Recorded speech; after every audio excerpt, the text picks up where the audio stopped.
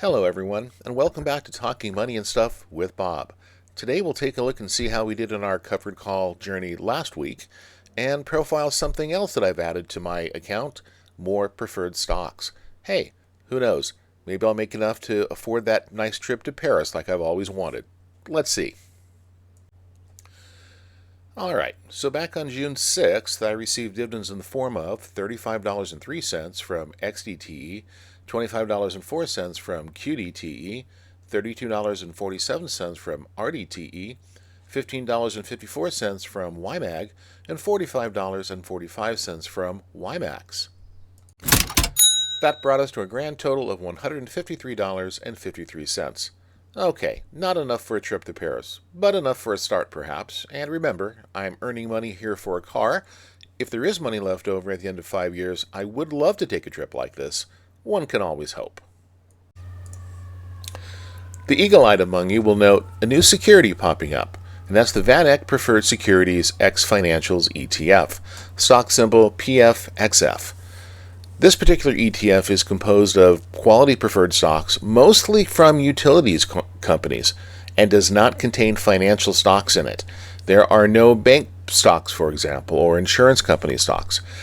As someone who saw the great financial meltdown in 2008 and 2009 and does not trust banks a great deal, this looks like a nice way to hopefully earn about 8% and at the same time reduce some of my risk.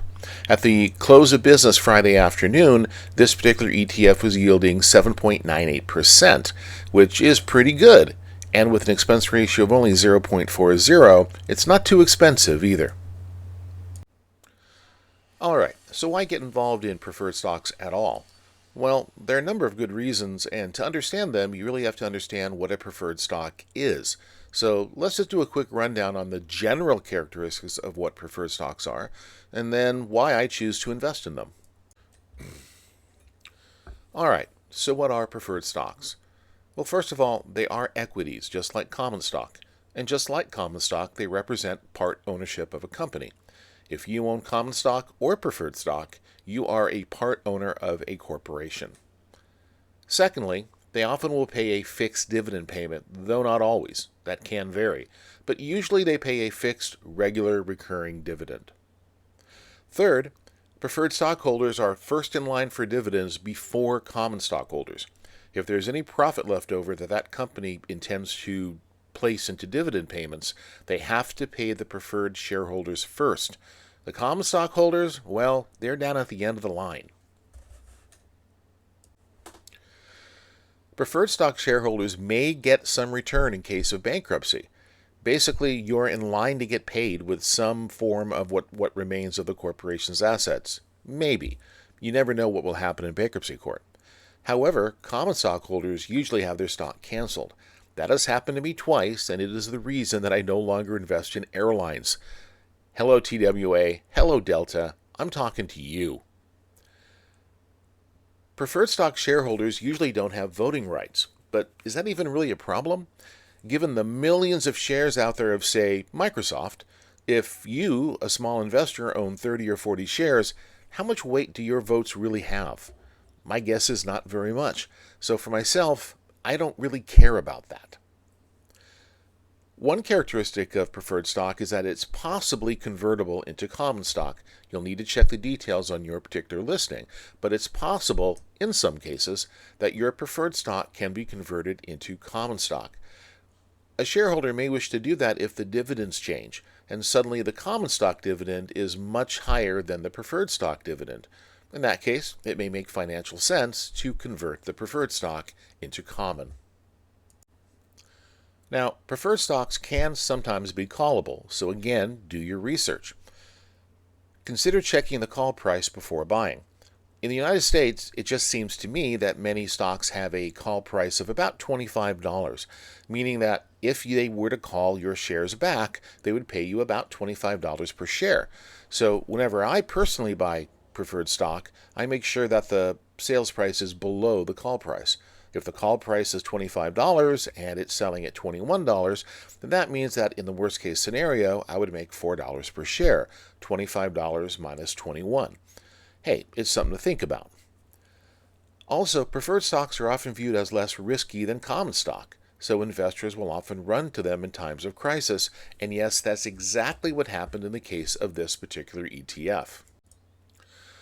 In 2022, this ETF spiked to almost $22 per share.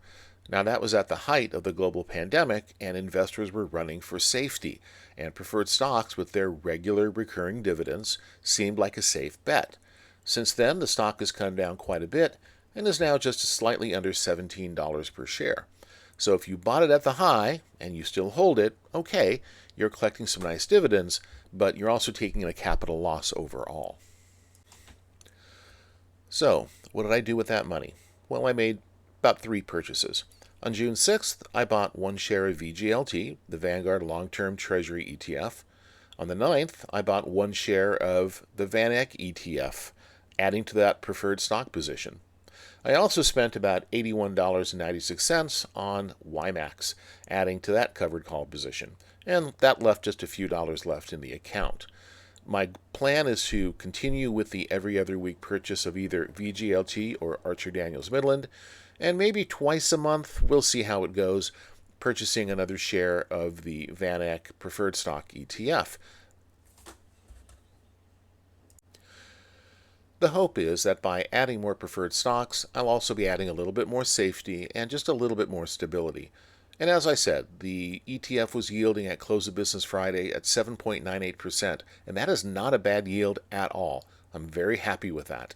So every once in a while, I'll divert some money into that particular ETF and continue building up that position in non-financial preferred stocks. Thanks for tuning in and taking a look at my little covered call journey. I hope you found it entertaining.